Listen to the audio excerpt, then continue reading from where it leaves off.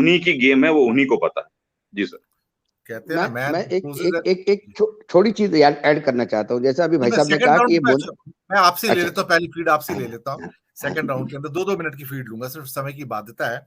सवाल ये पैदा होता है कि ये कैसा लोकतंत्र है कि जहां पर सत्ता कुछ हाथों में है और पैसा भी कुछ हाथों में है। तो इस लोकतंत्र में लोग कहाँ है, गण कहाँ है? अल्टीमेटली हम लोग कहाँ है, आम आदमी कहाँ है? उनकी तो कोई बिसात ही नहीं है। 140 crore, they are useless people. Ashok ji, हम लोग है ना सर, लाइन में लगे हुए हैं। 5 किलो अनाज फ्री में बट रहा है, वो लाइन में लगे हुए हैं। कोई इलेक्ट्रिसिटी फ्री में दे रहा है, उसके लाइन में लगे हैं। हम मंदिर के लिए लड़ रहे हैं, हम मस्जिद गिराने के लिए आतुर हुए हैं। हम इसलिए चिंतित है कि मटन हटका हलाल करके खाओ कि झटका करके खाओ। हम इसलिए चिंतित नहीं है कि स्कूल में टीचर्स नहीं है।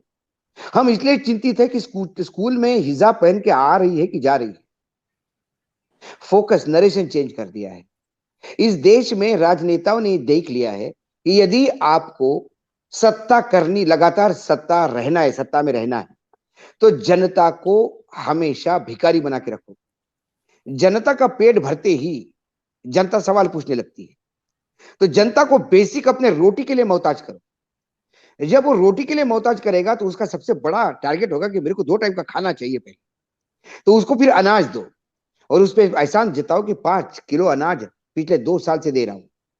दिया है किसी ने? लेकिन पिछले 2 साल से 5 किलो अनाज की भीख लेने के लिए मजबूर किसने किया? ऐसा क्या हुआ कि आपने मजबूर किया? अभी मैं जो ऐड करना चाहता था, जो मोनोपोली में कोल स्कैम हो गया, उसके बाद केंद्र सरकार ने बोल्ड डिसीजन लिया कि अब हमारी कोल माइन जो है हम सिर्फ स्टेट गवर्नमेंट को देंगे।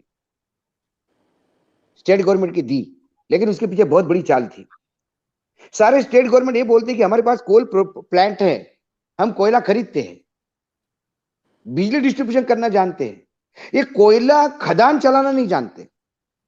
तो अडानी सेठ ने एक कंपनी बनाई। उस कंपनी का काम है स्टेट गवर्नमेंट से मिली हुई माइंस में कोयला एक्सप्लोर करना, कोयला निकालना और कोयला बेचना। उसमें वो स्टेट गवर्नमेंट पे कुछ कोयला देगा, बाकी किसी कोयले पे किसी का नियंत्रण नहीं।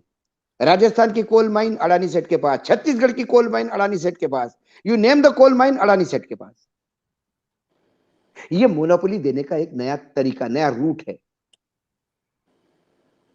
नीति आयोग ने बोला कि एयरपोर्ट नहीं दे सकते अडानी जी को। भाई, ये एक्सप्रेशन ऑफ इंटरेस्ट जो हमने निकाले थे उसमें बैठते नहीं अडानी। उठा के सारा चेंज कर दिया, बोले अब बैठते हैं। अब इस चेयर में अडानी बैठते कि नहीं बैठते ये नहीं कोई पूछता। अडानी आ रहे तो उनके लिए चेयर बनती है, टेंडर डिजाइन किए जाते हैं। ये देश भी समझ चुका है, अब लोग ऐसा नहीं है। और फिर मैंने क्या कहा, इन्वेस्टर का थोड़ा बहुत इंटरेस्ट स्टॉक मार्केट में आना शुरू हो गया था। म्यूचुअल फंड में लोग पैसे लगा देते थे, स्टॉक में पैसे लगाते थे। ये जो डिरेल हुआ, ये सिर्फ अडानी डिरेल नहीं हुआ, ये स्टॉक मार्केट के अंदर का विश्वास आम आदमी का डिरेल हुआ। इससे अच्छा सोना लेके रखो, फ्लैट लेता तो ज्यादा कीमत बढ़ती। क्या स्टॉक मार्केट में बताओ बताओ, आधा रह गया। एक धीरू भाई अंबानी थे, उन्होंने भी मैनिपुलेशन किया था। मैं ये नहीं बोलता कि हमारी बड़ी क्लीन कंपनी है Reliance, they are also manipulator. OGL in और ओजीएल आउट का ही गेम था प्रणव दादा का, जो अंबानी अंबानी बने। लेकिन अंबानी ने कभी शेयर मार्केट में इन्वेस्टर को जाने नहीं दिया। इन्वेस्टर ने कमाया, लोगों ने शेयर लेके अपने बच्चियों की शादी की, लोगों ने शेयर लेके अपना बुढ़ापा काटा। ऐसा ही एक अडानी आया था, अंबानी जैसा। लोगों ने उसी के विश्वास के साथ पैसा लगाया और वो ढेर हो गया। आज अंबानी ने अमेरिकन मार्केट में, शेयर मार्केट में 100 साल के बॉन्ड बेचे थे। मैं जो बॉन्ड ले रहा उसको पता भी नहीं कि मेरे बच्चे इसको कैश कर पाएंगे कि नहीं कर पाएंगे, लेकिन वो 100 साल के बॉन्ड में बिके थे। आज अडानी जी के रेगुलर बॉन्ड्स को एक्सेप्ट करने के लिए लोग मना कर रहे हैं, फॉरेन एजेंसीज मना कर रही है।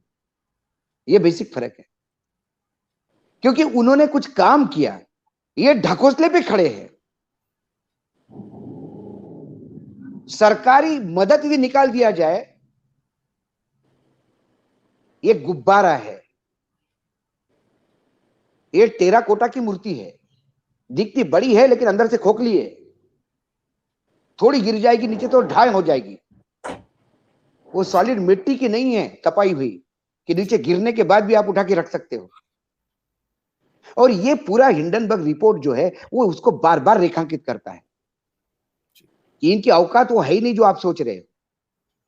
ना बैंकों ने कर्जे झूठे आंकड़ों पे दिए, लोगों ने इन्वेस्टमेंट झूठे आंकड़ों पे किया, सरकार ने टेंडर मैनेज करके दिए, दादागिरी से कंपनियां टेक ओवर करवाई।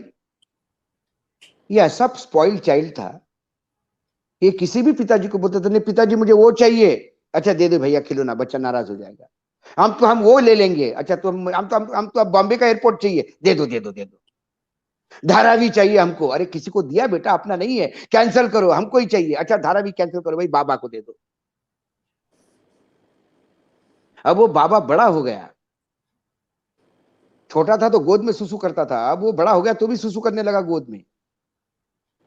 ये प्रॉब्लम हो गई, सरकार को भी प्रॉब्लम हो गई, मंत्रियों को प्रॉब्लम हो रही है। आपको क्या लगता है धारावी प्रोजेक्ट में अडवाणी या एकनाथ शिंदे और फडणवीस को कुछ मिला होगा?